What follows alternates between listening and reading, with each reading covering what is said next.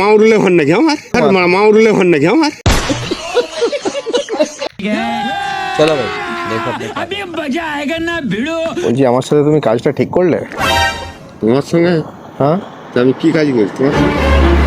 কাজ করেছো ভালো করে মনে করে দেখো।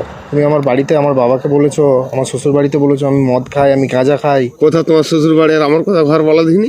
তোমার কোথায় ঘর বলো না? তুমি বলো না। তোমার ঘর কোথায়? তুমি কোথা বলো। বলছি কি কাজটা কি তুমি ঠিক করলে? না না, তুমি যা তা আবার যাতা মানে কি? যাতা মানে কি? মানেটা কি? না মানেটা মানে কি? আমি তুমি যাই তাই করে বলে বেরোবে? আমার বিয়ে রয়েছে সামনে, আমার বিয়ে ভেঙে গেলে? আরে আমি তোমাকে চিনিনি তো কি বলবো বলো না। ওরকম উল্টো পাল্টা আবল তাবল বলে এখন বলছো চিনোনি?